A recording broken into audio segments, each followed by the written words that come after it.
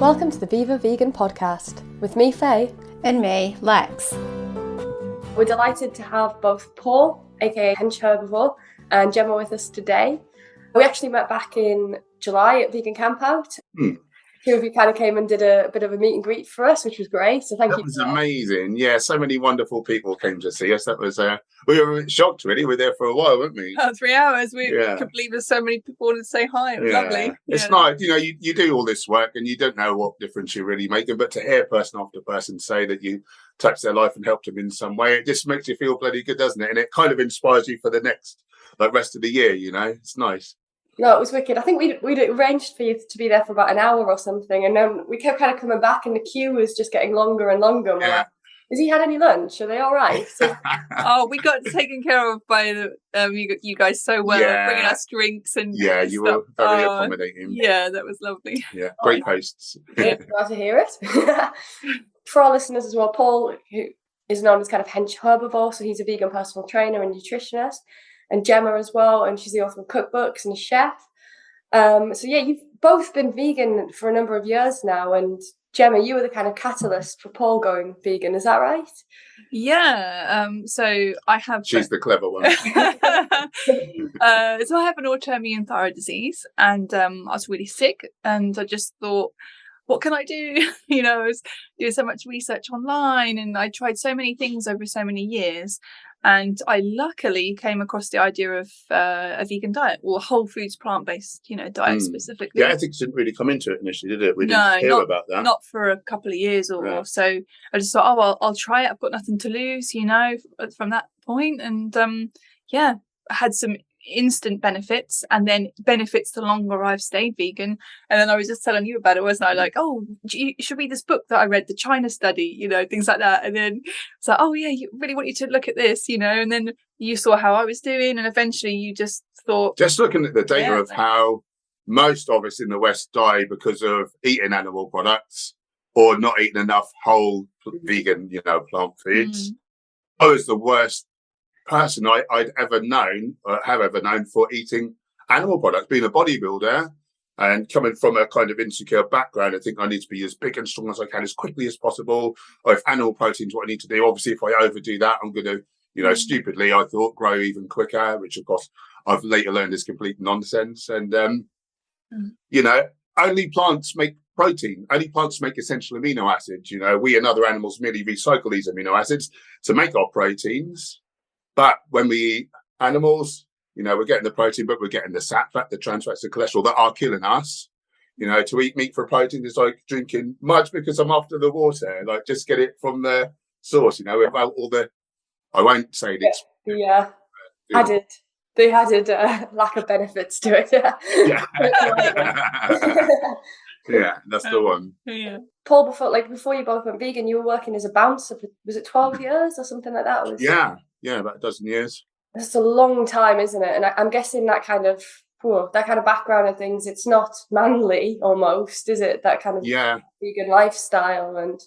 Yeah, I mean, that was long before I went vegan, that I finished doing that job. But yeah, you're right. We have this BS sort of societal thinking that meat is manly, but it's not. What's manly about going to Asda, going in the meat section, buy these nice little pre-packaged... If we had to do it ourselves, there'll be so many more vegans in the world. Most people would be vegan, we lie to ourselves, I think it's manly to stand up for the weak, not to oppress them.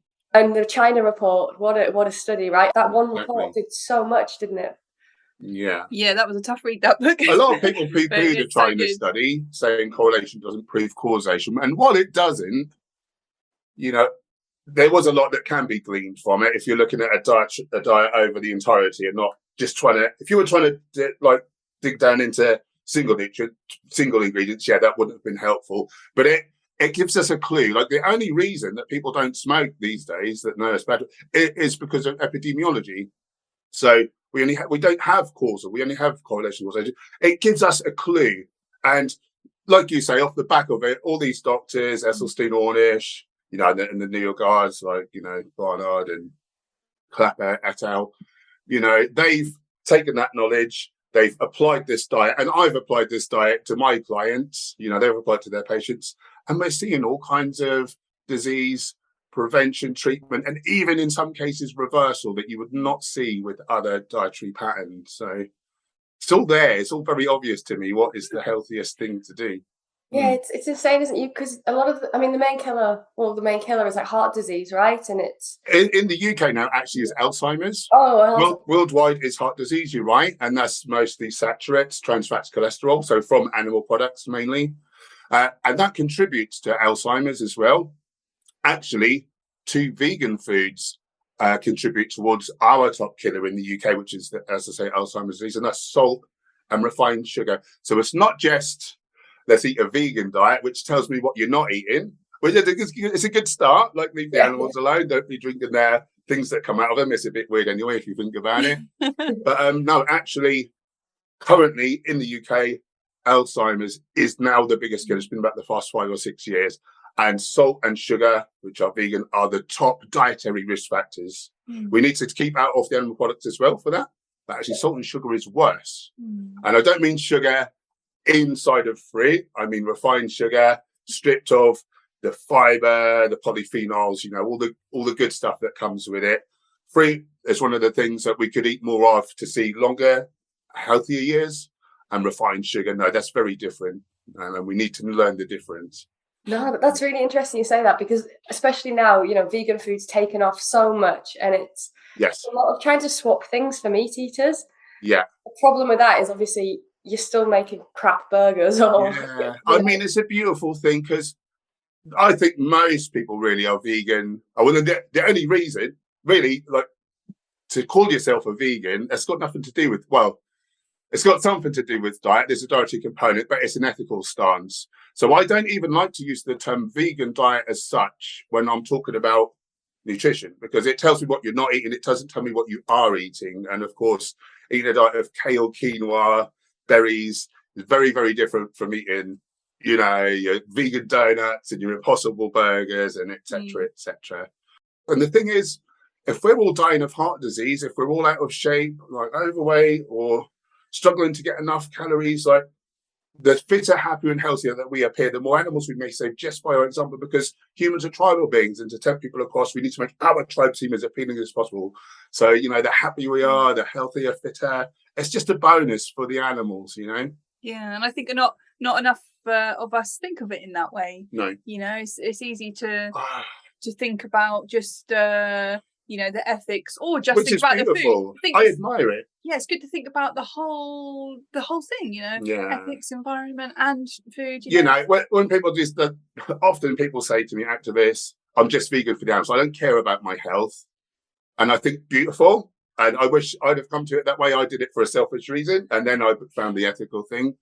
But the only reason you don't care about your health is because currently you're not suffering. Currently you feel like you've got it. And wait till you get that, you know, first, like, heart attack, or, you know, you're in hospital, or you've got that cancer diagnosis. Don't wait.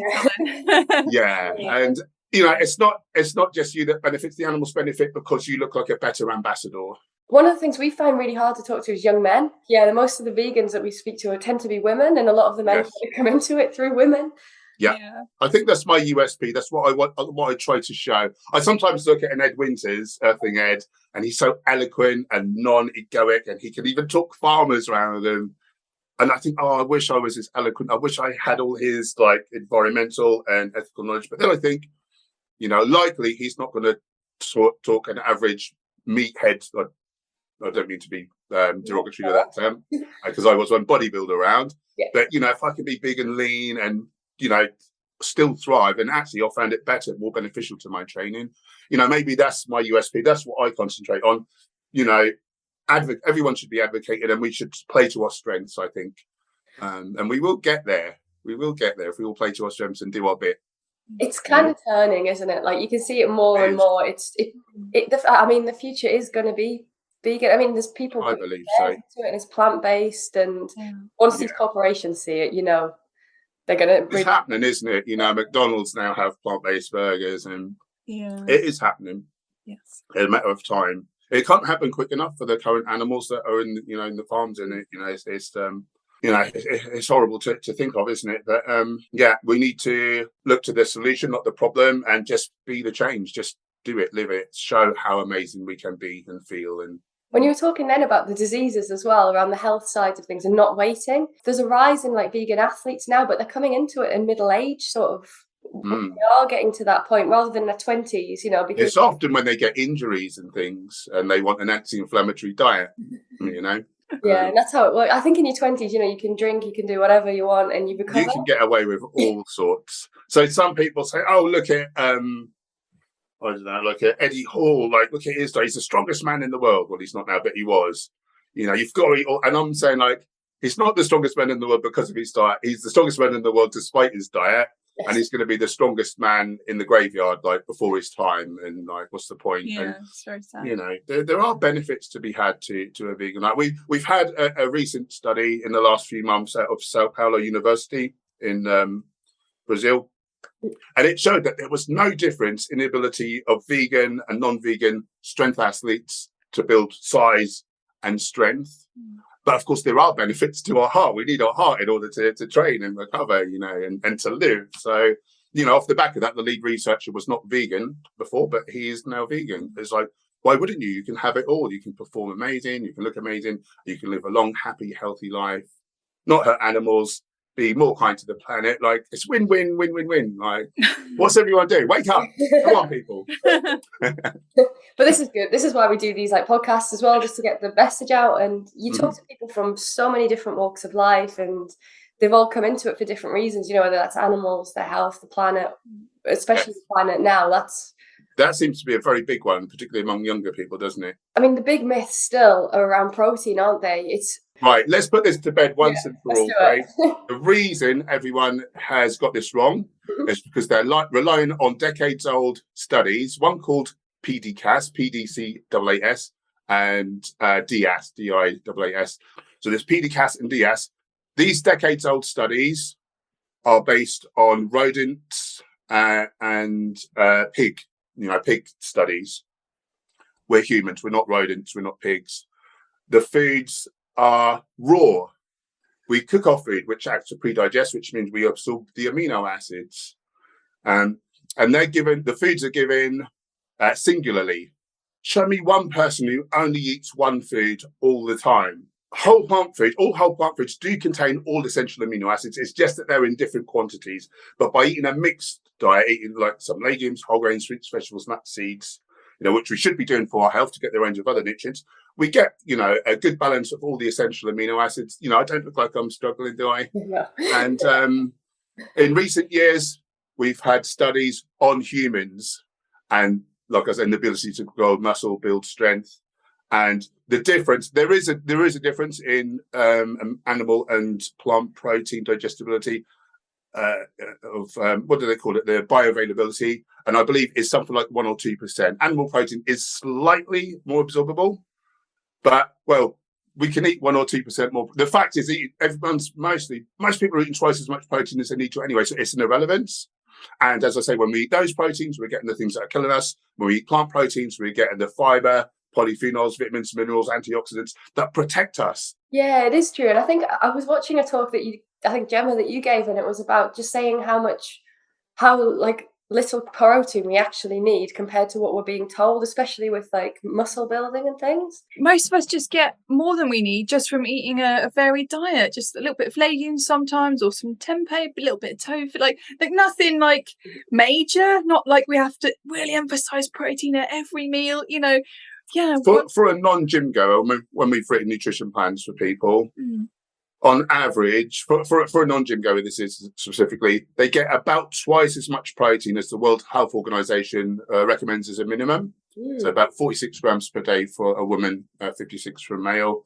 The only time we'll add in a more processed protein food, like 1 or 2 protein shakes or seitan, tofu, these kinds of things, it's really for a strengthened physique athlete, and it's not hard. It's really not hard. Just a couple of servings plus your otherwise whole foods plant-based diet.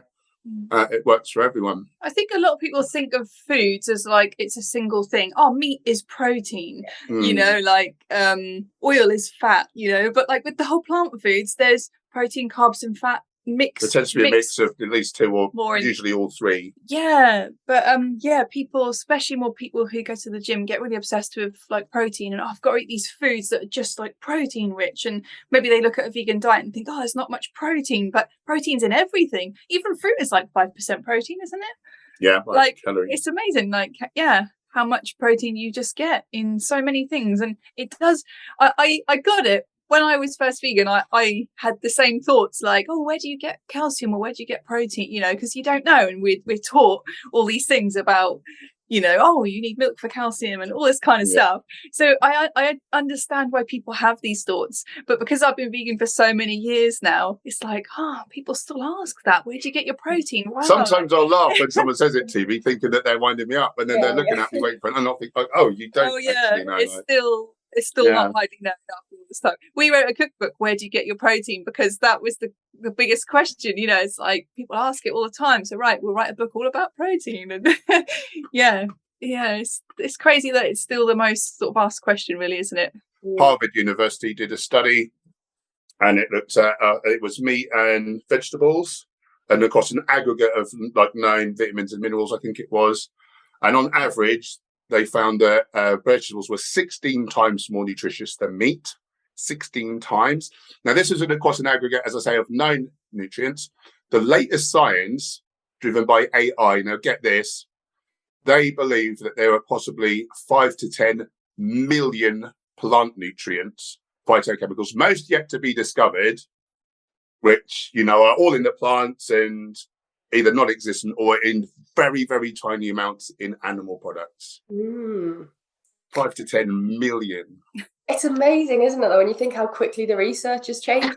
You know, just 10 years ago to now AI-driven stuff. It's amazing. And I'll tell you, the biggest advancements in the last, getting on for 20 years now probably, is in the field of the gut microbiome. Have you heard much about that, Faye? A little bit, but good Lord, I'm not an expert. But basically, the potential of our mental and physical health is down to our gut microbiome. Like, what bacteria have we invited to live in the colon? And that's predicated on the foods we eat. The bad guys, Prevotella, they create death and disease in the body. Bacteroides. The good guys, Prevotella, they create vitamins, minerals, they train the immune system. They create these short-chain fatty acids, which are the substrate by which you make serotonin, dopamine. They basically, 1% of the genes that control our health destiny belong to us. 99% of the genes that prescribe, you know, that inform our metabolism, all the things that keep us alive, how long and how healthy we're going to live, they don't belong to us. They belong to these bacteria that we invite to live in us. Do you want to have all bacteroides in there telling your body, like, basically to die? Or do you want the Prevotella strains that make us live like long and happy and healthy? It's so blinking. The more you dip into the nutrition science, the more and more glaringly obvious it is what we need to emphasize and what we need to cut down or preferably cut out. If you eat healthy foods predominantly, you create these short-chain fatty, as I say, acids. Bacteroides, the bad guys, they don't like an acid environment. So you will be Prevotella dominant. If you eat a load of crap and the odd apple, sorry for the swear, if you eat the odd apple, if you're lucky, that apple's doing you no real good in terms of your gut microbiome, because you're going to have an alkaline environment in the gut. You're going to be Bacteroides dominant. And as I say, that, you know, you've got toxic breakdowns that cause breakdown products that cause disease and death. It's a pretty clear-cut case what is the healthy thing to eat. And our bodies are so amazing. We're so resilient. We're self-repairing, self-replicating machines. But most of us get in our own way, you know, and at every meal time we're putting in like stuff, you know, just sugar and salt and meat and dairy.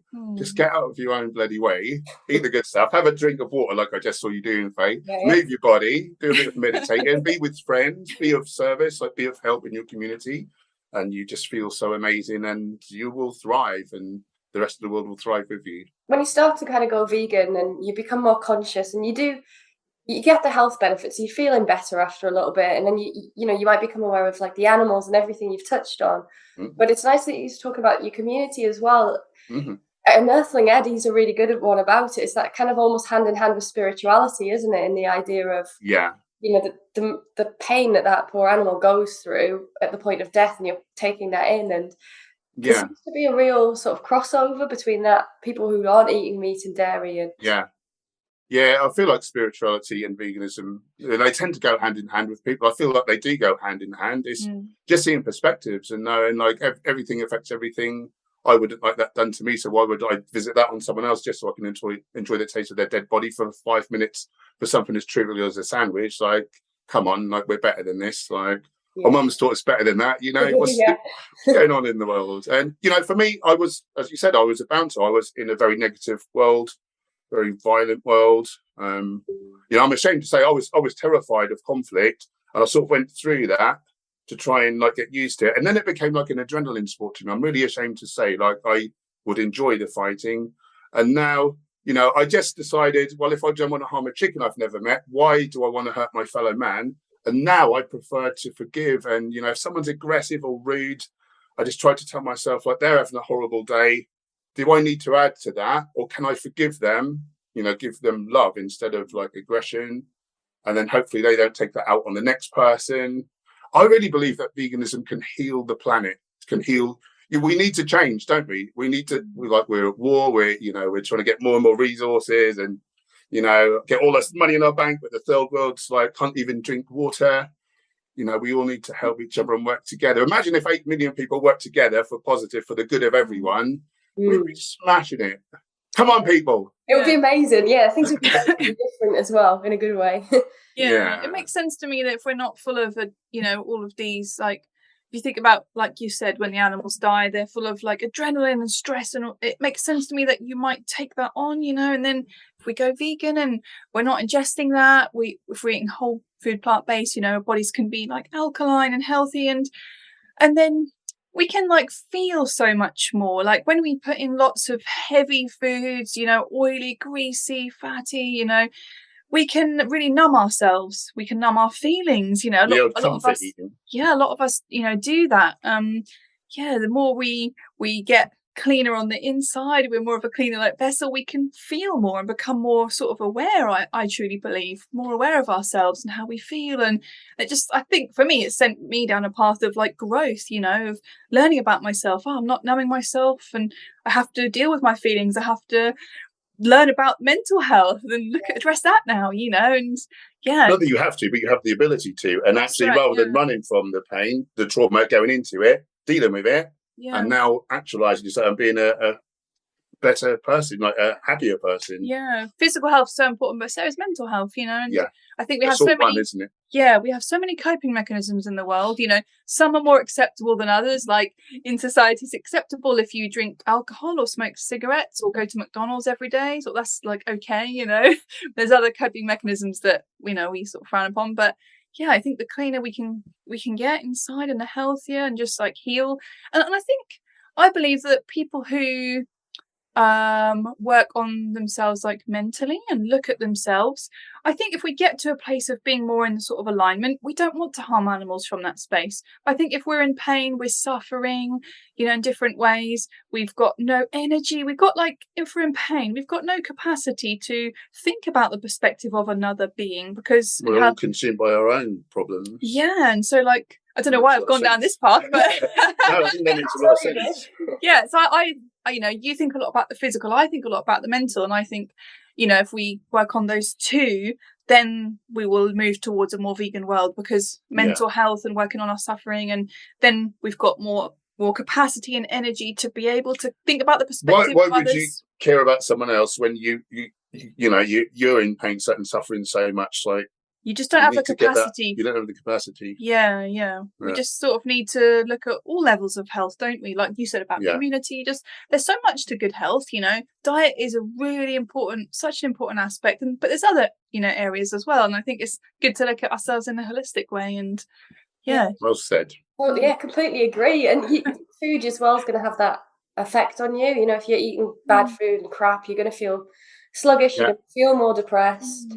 Yeah. And it's real strength as well and courage to look at the mental health and look at what's happened in your life. It does. Yeah, it really does. Like, not numbing it. They're all I completely agree. All I always say that they're all intertwined, but actually I believe now that they're all one. Like, it's all instantaneous. Like, someone tells you your house has been robbed, you know, that was a mental thing. That's just like coming into your mind, but your heart's racing, you're sweating, you're on a physical level, you're feeling it, and they say, "Oh no, just kidding." And they immediately like, and so it's one. It's not just connected; it's all one, and we need the mind to affects the body affects the mind. So you eat junk, that affects, you know, your body, and then your physiology, and then your mind. Or if you're not dealing with your, you know, mental like challenges, like that affects your body, and then you're more drawn to eat. I don't know whether I'm allowed to say this or not, but I'm going to try. And I guess I heard of a story of a guy in college in America, and his professor was saying, "Oh, the mind doesn't affect the body. Like that's like woo spiritual nonsense." And he said,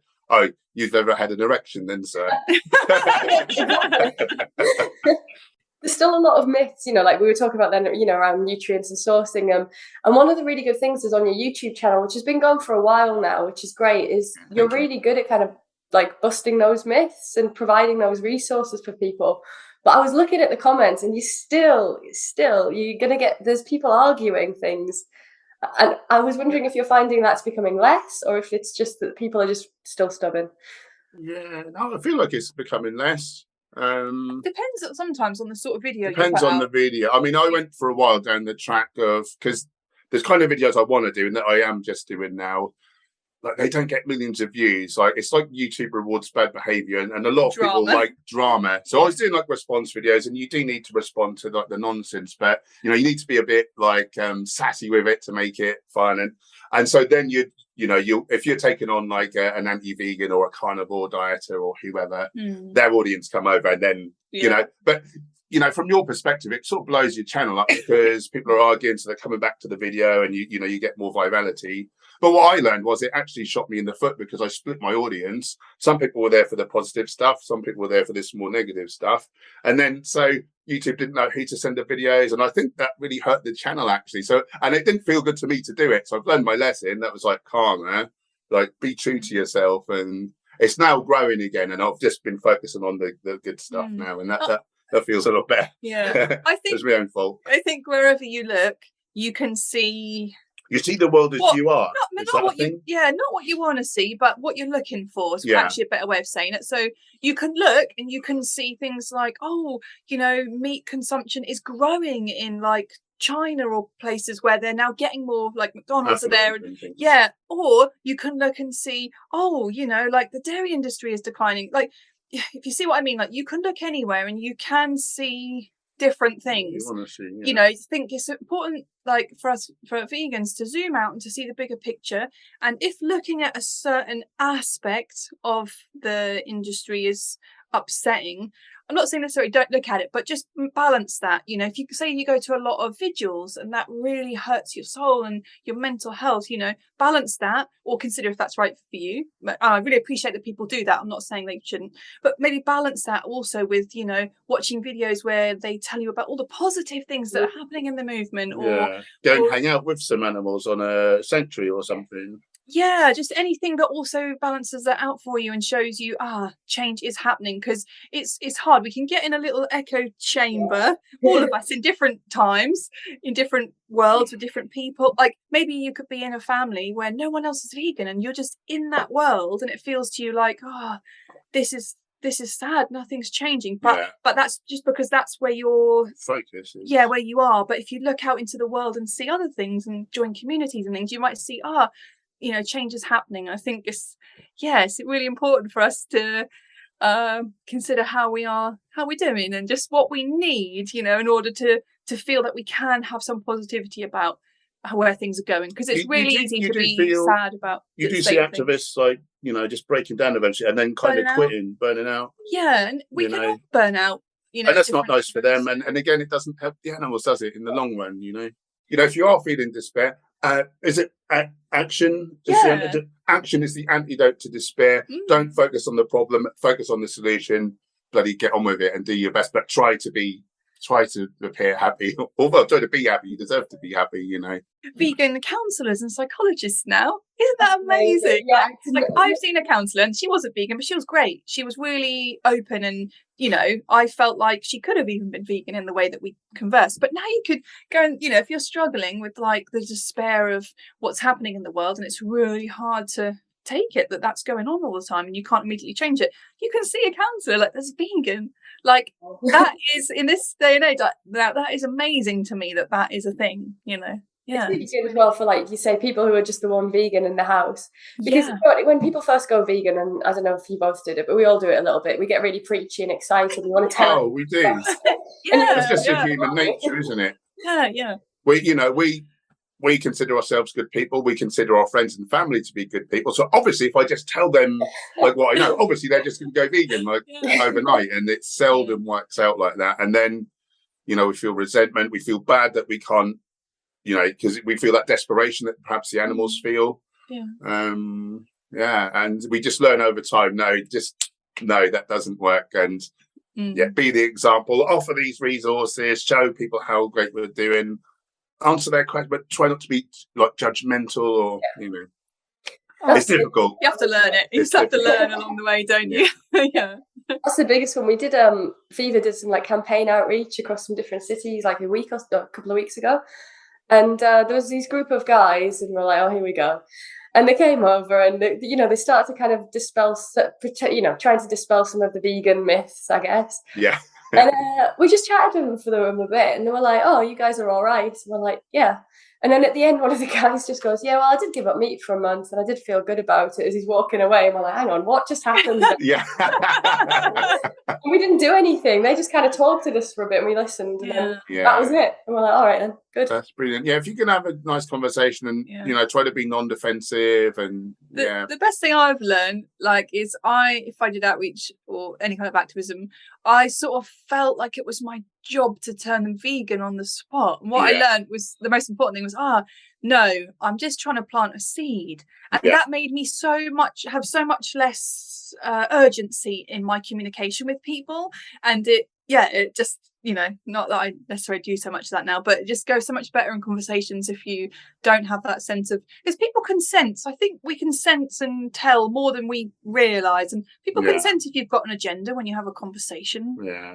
If every time you see a certain family member or person, you have this agenda, it can feel like people can feel that, I think. But if just your agenda is like that, you just want to maintain the relationship, good, that's really important, I think. And you need that rapport. And you kind of touched on one of the cookbooks earlier. Have you got any plans to do any more? I liked doing those cookbooks, but by the time I got through I did the third one, I felt like I needed a little break. So much work. It was like so much work making all the food, making the recipes and trying things out and stuff to write the books. Then on top of that, I'm trying to make 3 meals a day, and I just felt all cooked out. I just needed a break from it. So I've stopped that for now. I don't know if I'll write another book. I'm not too sure. It's kind of like a lot of work for little reward almost, isn't it? When you first bring out a book, it does well. Over time, it's not, but I mean, it's done. It's really good. Like we can't complain. It helps support. But we've kind of gone on to 2-on-1 online coaching now, and so we work with people very closely, and it's a very bespoke, tailor-made service. So it takes quite a long time for mine. Yeah, people want things like fat loss or muscle gain, and they'll be like, "Oh, can you help me to lose 20 pounds or like whatever?" And we like it, don't we? Because we get to really be 2-on-1 with people. Like we like putting out the content that everyone can see. But then you used to work with people in the gym, didn't you? And when you work with someone like 1-on-1, you get to really see them change. It feels really rewarding, Yeah. You see their body change, you see their mindset change, they're all excited to, once they finish with you, they're all excited to carry on and they feel like they can keep doing it now. And that's very rewarding. So I'm glad to be back. Kind of PT/nutrition. Yeah, so I'm kind of doing. I'm sort of like now. I'm not writing doing recipes in terms of making food and doing a cookbook, but I do a meal plan for clients. So I write up lots of recipes that it's all bespoke to their wants and needs and availability. So I guess you are still writing recipes. Yeah, but not doing so much of the cooking. Lovely. Well, thank you so much for talking to me today. It was lovely to chat to you both. Same. Yeah, you're so welcome, Faye. Lovely to chat.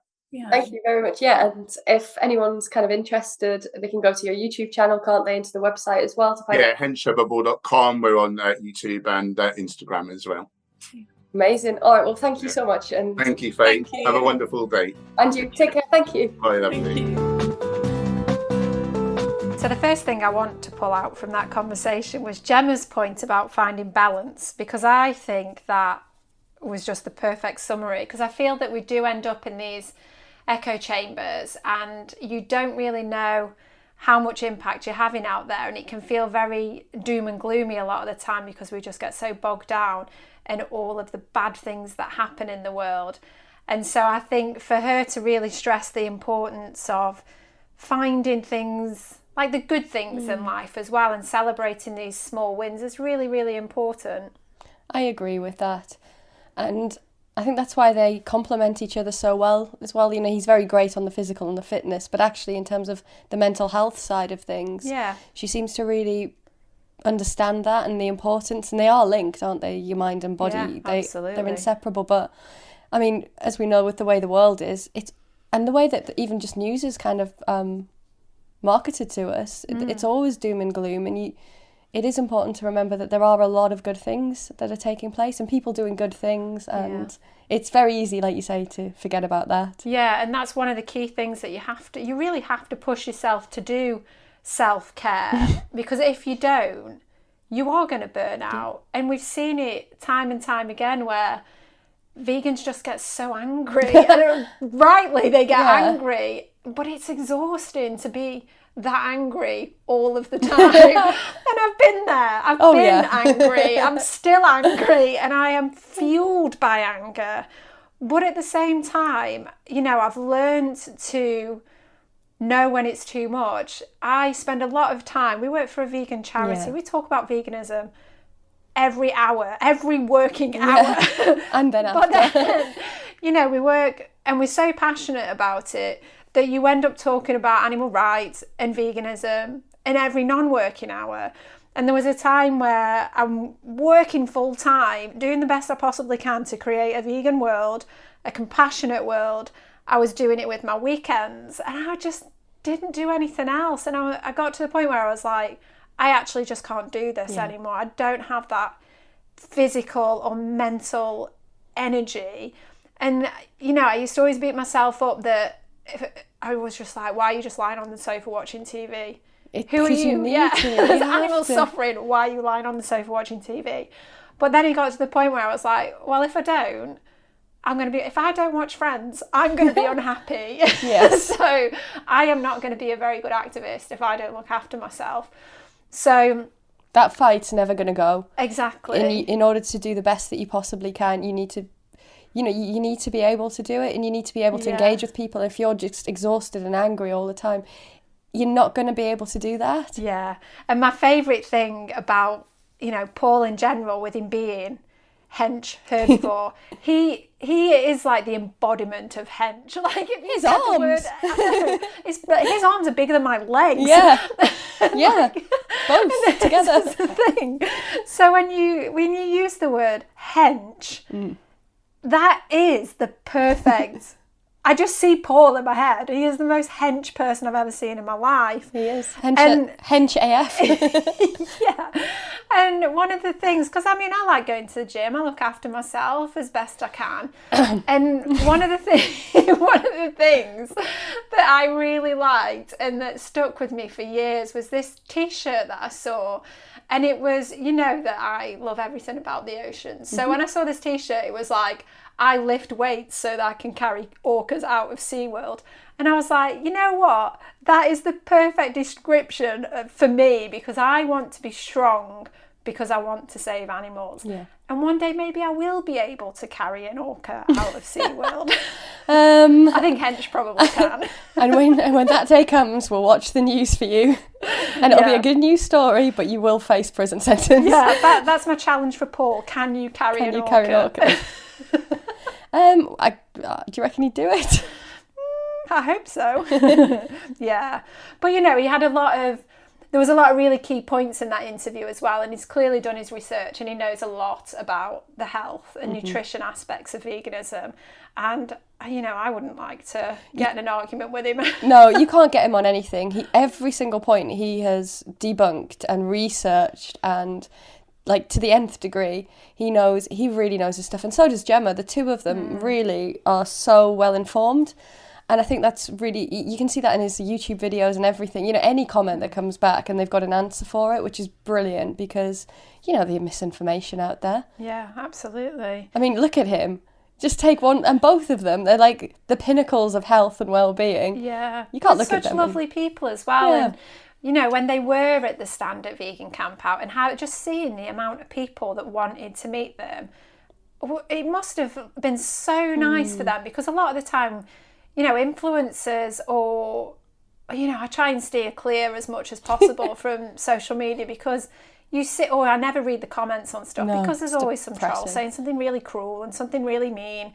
And it, you know, if I was doing that, if I was putting myself out there and I was just getting all these negative comments on YouTube or whatever all the time, I'd be so miserable. I would have zero self-esteem, zero like confidence to do anything. I'd be so terrified of putting myself out there.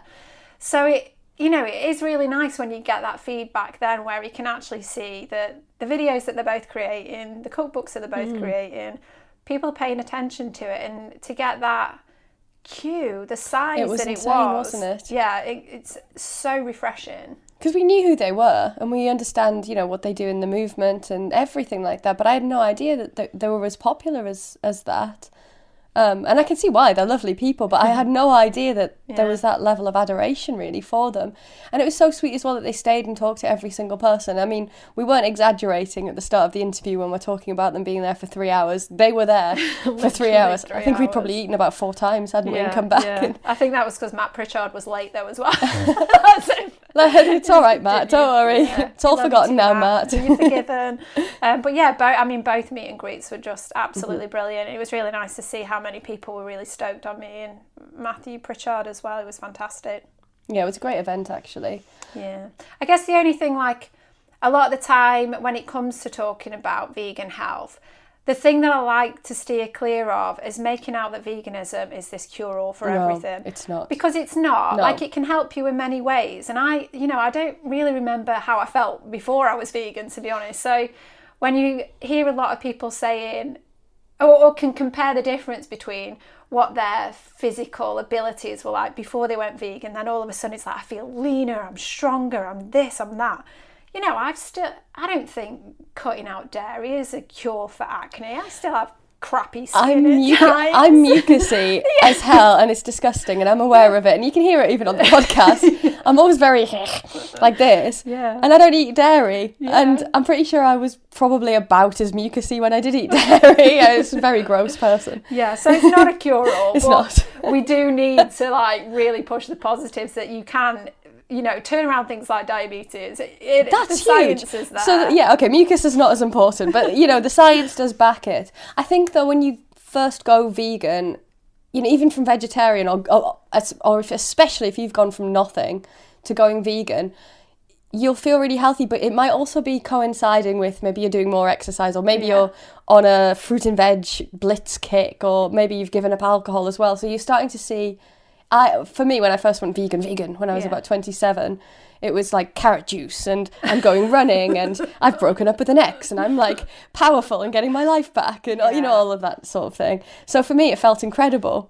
But then over time, obviously, you know, I descended back into bad habits because a junk food vegan is not going to be the skinniest, healthiest person on the planet or whatever. Like, just accept that you're just not. Yeah. You need to eat a well-rounded, balanced diet, take care of yourself. And, you know, none of us are perfect. I'm quite partial to a burger every now and then. You know, probably twice a week. We are eating some cocoa nib nights right now. Like a good bit of chocolate. So many beautiful cakes now. And I thought it was funny because I recently saw an image that was being used online where it was like a thumbs up, and it was all sort of fruit and vegetables inside the thumb, and then it was a thumbs down, and it's all like ice cream and burgers and pizza. And I'm like, God, I just really like all that food. Well, it's a balance, isn't it? You know, a little bit won't hurt you. But saying that, it is a bumper year for apples. So our apples are the sweetest and tastiest they've been in a long time. Oh, Lex, thank you for that fact. As weird as that was out of nowhere.